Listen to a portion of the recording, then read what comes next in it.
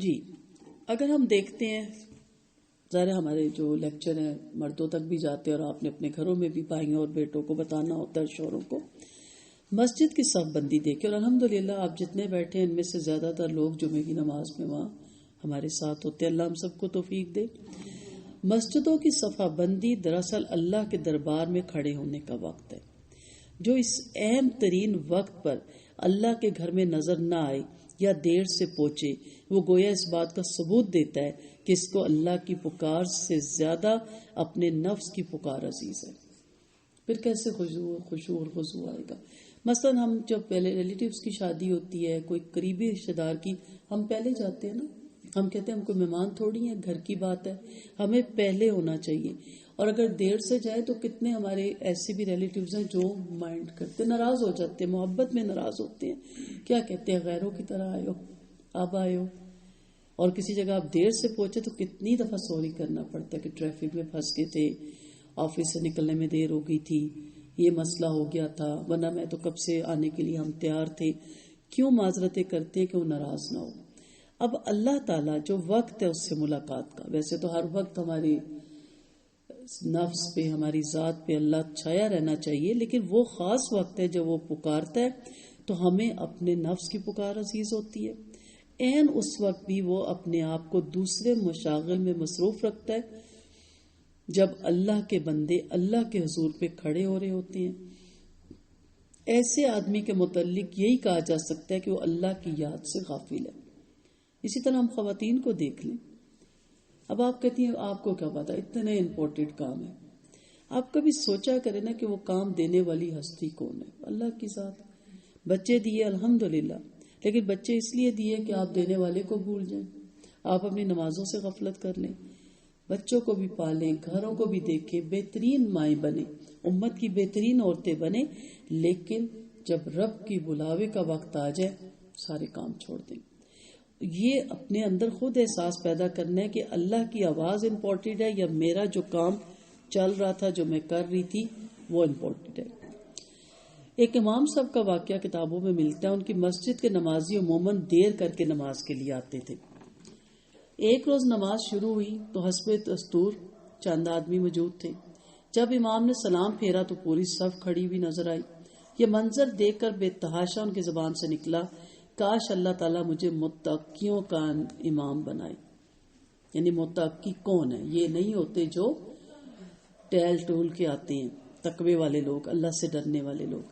ایسے لوگوں کی امامت نے تو مجھے بیمار بنا دیا جن کا حال یہ ہے کہ جب نماز شروع ہو چکتی ہے یا اس کا کچھ حصہ گزر جاتا ہے تو وہ بھاگم بھاگ آتے ہیں اور دائیں بائیں کھڑے ہو جاتے ہیں. واہ خدا, یہ وہ نماز نہیں ہے جو اللہ اور اس کے رسول کو مطلوب ہے. یہ کسل کے ساتھ اللہ کی عبادت کے لیے اٹھنا ہے جس کو ذکر قلیل کہا گیا, یا یہ وہ صلوات ہے جس پر قرآن میں سخت وعید آئی, خاص طور پر صبح کی نماز جو صلاۃ مشہود ہے. تو اس وقت انہوں نے افسوس کا مقام کیا کہ کیسے لوگ ہیں, کیسے نمازی ہیں, کس وقت آتے ہیں. تو انہوں نے کہا کاش میں متقیوں کا امام ہوتا. کوئی بھی دین کا کام ہے نا, کوئی بھی, ہم یہاں نماز کو ڈسکس کر رہے ہیں نا, ہمارے حواس پہ چھایا ہونا چاہیے نا, سوائے یہ کہ کوئی شرعی عذر ہو جائے, اس میں تو آپ کا زور نہیں چلتا. ادروائز ہم کیوں ایسے کام اسی وقت شروع کریں جب ہمارا وہ دینی کام رہ جائے, دینی فریضہ رہ جائے.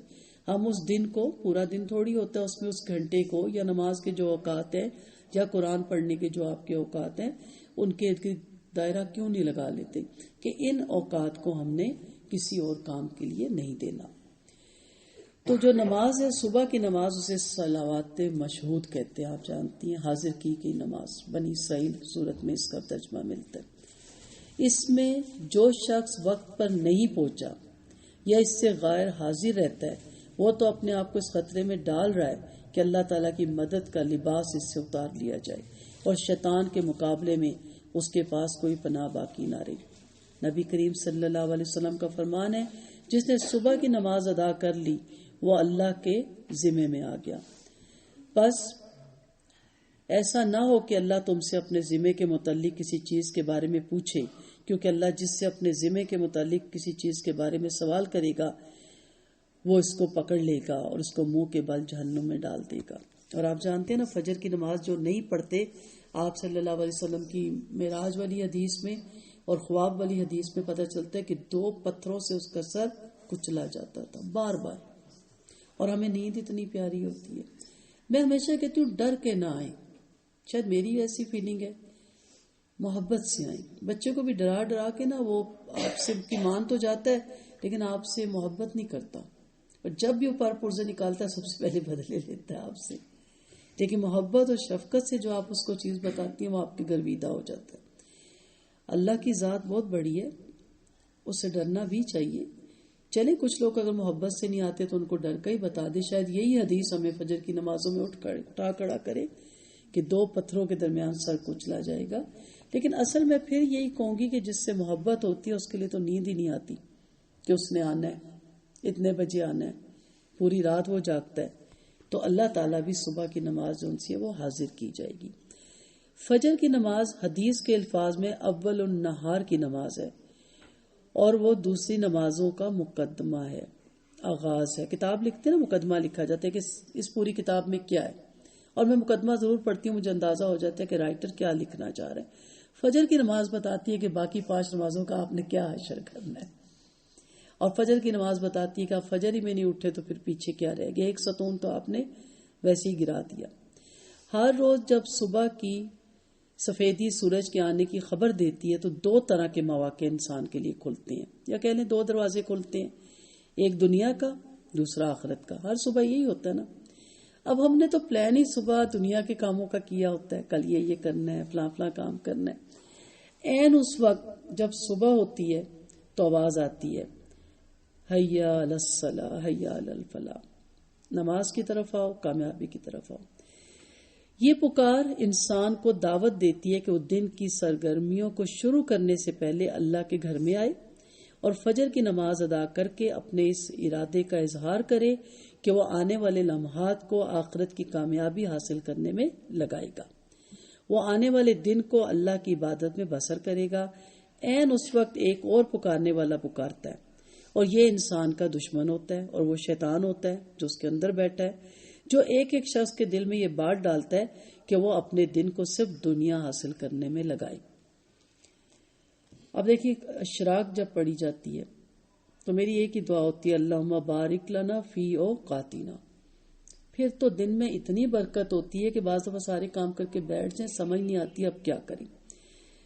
اسی لیے میں کہتی ہوں کہ میرے پاس وظیفے نہیں ہوتے، ٹپس ہوتے ہیں، آپ اس کو کر کے دیکھیں، پھر آپ دیکھیں آپ کے وقت میں کتنی برکت ہوگی.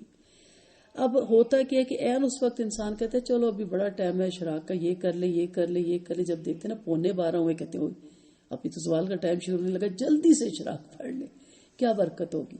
کم سے کم اشراق کو تو اپنے وقت پہ آپ پڑھیں.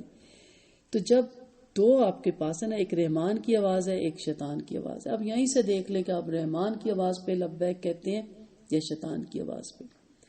سارے کام کریں. میں بارہا یہ کہتی ہوں، یہ میں نہیں چاہتی کہ آپ ربانیت میں چلے جائیں، لیکن آپ نے کہیں سفر بھی کرنا ہے نا تو نماز کا رکھ کے حساب کہ نماز پڑھ کے نکلیں گے.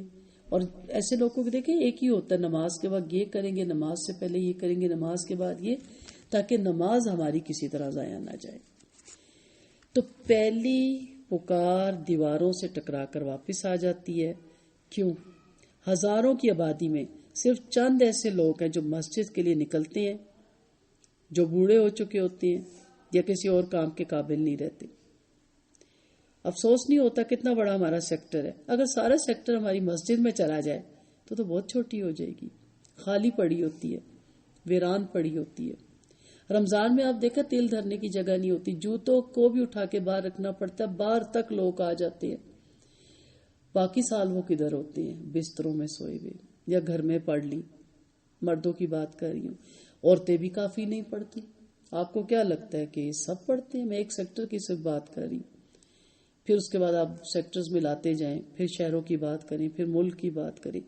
اگر پورا اسلام آباد فجر میں باہر نکل آئے، کوئی دھرنا نہیں رہتا اس کے آگے، پھر راستے بلاک ہو جائیں، پوری قوم باہر نکلی ہو، کیسا خوبصورت منظر ہو. ہم بڑے امپریس ہوتے ہیں، فلاں نے نماز پڑھی، کتنے زیادہ لوگ تھے. سارے کیوں نہیں تھے بھئی؟ زیادہ کیا مطلب، باقی کدھر تھے؟ جو نہیں تھے وہ کون تھے؟ مسلمان نہیں تھے.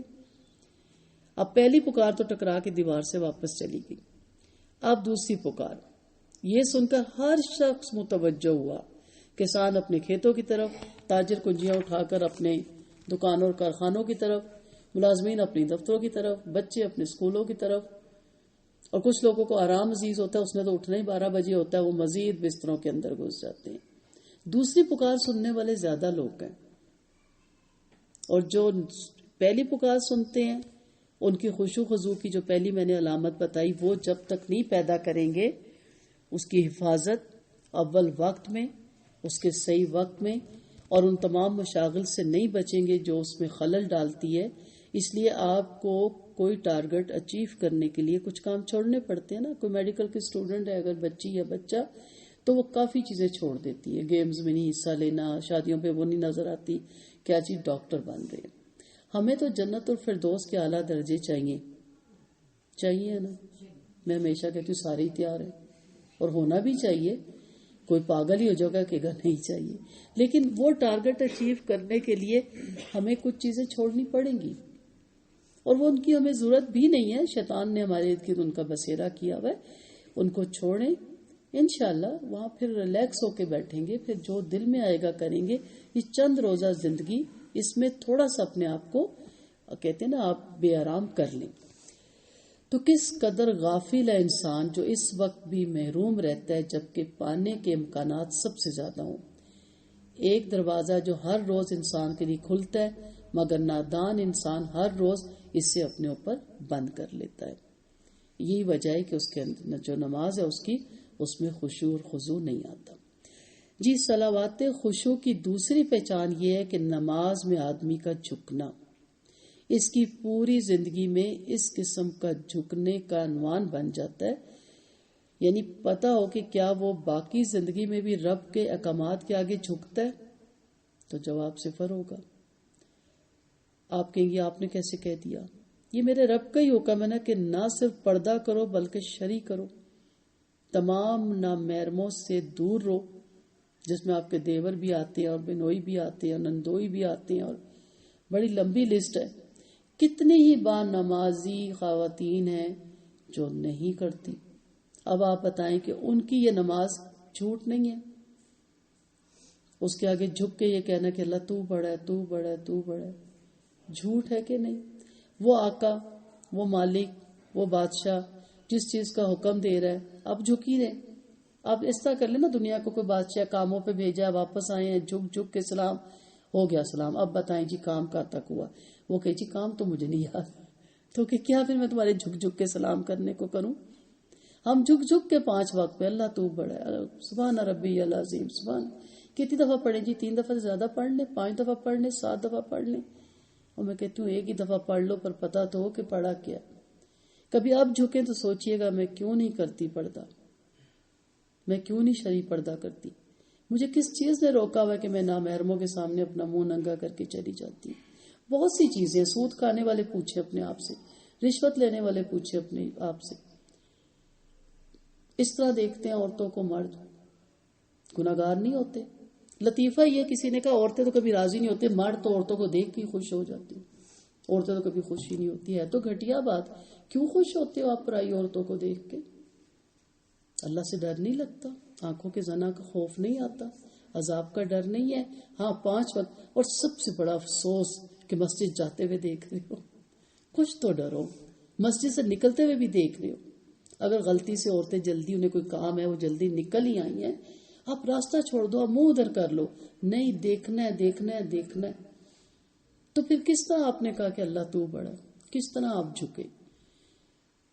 تو دوسری جو پہچان ہے نا، جھکنا، آپ کی پوری زندگی کا عنوان ہونا کہ آپ جھکے ہوئے ہیں، عاجز ہے، زمین سے زمین ہوئے میں. آپ کا رکوع اور سجدہ دراصل اس بات کا ایک عملی اقرار ہے کہ میں نے پوری زندگی اللہ کے آگے ڈال دی. تبھی تو نمازوں میں خشوع و خضوع نہیں ہے، اور مکمل طور پر اللہ کے حکم کی میں پابند بن چکی ہوں. اسی لیے قرآن مجید میں اللہ تعالیٰ فرماتے ہیں نا سورۃ العنکبوت میں، ان الصلاۃ تنہی عن الفحشاء والمنکر، نماز بدکاریوں اور برائیوں سے روکتی ہے. نہیں، میں نے تو جلدی سے ختم کر کے ڈرامہ دیکھنا ہے. یہی ہے نا آج کل کی ٹاک. اور اب تو موبائل ہاتھ میں آ گئے، فیس بک بھی دیکھنی ہے، یوٹیوب بھی دیکھنی ہے، اور پتہ نہیں کیا کیا کرنا ہے. یہ نہیں کہ میں ان چیزوں کے خلاف ہوں، اللہ تعالیٰ نے علم دیا، اس کو آپ صحیح استعمال کریں نا، اسے بھی آپ بہترین استعمال کریں. اس ٹیکنالوجی کو تو دیکھیں آپ کی آواز کہاں تک پہنچتی ہے، آپ کا دین کیسے پھیلتا ہے. لیکن ہم نے تو اس کے جو نیگیٹو پہلو ہے نا اسی کو لینا ہوتا ہے. تو یہی وجہ ہے خشوع خضوع نہیں. اگر آپ نے عام زندگی میں بھی اپنے آپ کو اپنے رب کے سپرد کیا ہوگا نا تو نماز میں تو آپ کانپ جائیں گی. حاضری کا وقت ہے نا، اٹینڈنس کا وقت ہے، ساری کارکردگی پوچھنے کا وقت ہے. ایک نبی نے جب لوگوں کو اللہ کا عبادت گزار بننے کی دعوت دی تو ان کی قوم جس نے اپنی زندگی کی باغ اپنے نفس کے حوالے کر رکھی تھی اور کسی دوسری نظام عطا کو قبول کرنے کے لیے تیار نہیں تھی، اس نے جواب دیا. یہ سورۃ ہود میں ہے. شعیب علیہ السلام کی قوم تھی. یا شعیب اصلاتو کا تامورو کا انترو کا نترو کا ما یعبدو، اے شعیب کیا تمہاری نماز یہ کہتی ہے کہ ہم ان چیزوں کی عبادت چھوڑ دیں جن کی عبادت ہمارے باپ دادا کرتے تھے، اور ہمارے مالوں میں ہماری مرضی کا کوئی عمل دخل نہیں. تو نماز روکتی ہے نا شرک سے، شرک اکبر سے بھی اور شرک اصغر سے بھی نہیں روکتے. بڑے بڑے نمازی ہیں جو پھر غیر الہوں کے در پہ جا کے سجدہ کرتے ہیں، اور سب سے زیادہ تو جس الہ کی پوجا کی گی اس کا انسان کا اپنا نفس ہے. انا، اپنا تکبر، اپنا غرور، اپنا گریٹ، بہت سی چیزوں کے آگے ہم جھکتے ہیں. اس سے معلوم کیا ہوا کہ نماز محض رسمی قسم کی پوجا نہیں ہے، بلکہ وہ اپنے وجود اور تمام اثاثے کو خدا کے آگے ڈال دینے کا نام ہے.